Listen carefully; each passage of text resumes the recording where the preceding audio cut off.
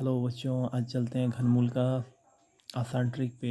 घनमूल बनाने के लिए सबसे पहले 1 से 10 तक का घन को याद कर लेना है कि 1 से 10 तक कितनी भी संख्या, 1 का 1, 2 का 8, 3 का 27, ये आसानी से याद कर लो। उसके बाद कोई भी घनमूल जो 4 अंक का हो, 5 अंक का हो, 6 अंक का, चुटकी में बनाओगे।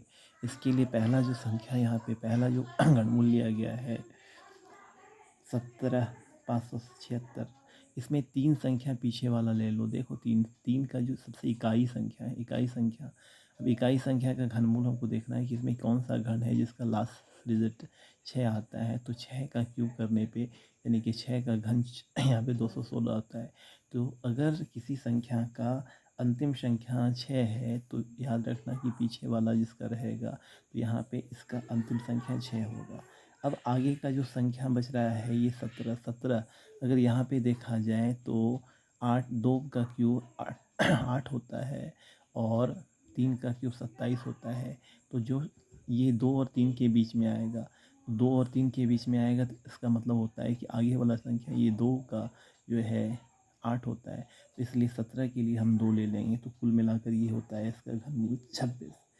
दूसरा सवाल पे चलते हैं। दूसरा सवाल का लास्ट 3 संख्या को देखो गौर से। इस 3 संख्या में इकाई संख्या 5 आ रहा है। तो 5 आ रहा है तो ये याद रखना, अगर किसी भी घनमूल का इकाई संख्या 5 आए तो उसका अंतिम संख्या 5 ही होगा।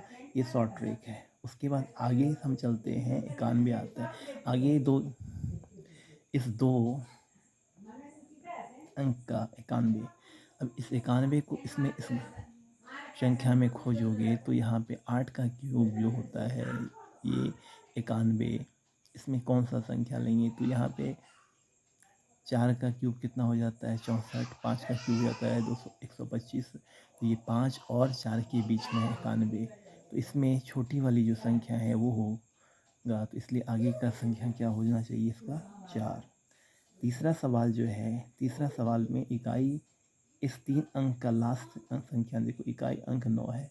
तो इस पूरे घन में 9 किसका आता है तो 9 पर क्यूब का घन है 729।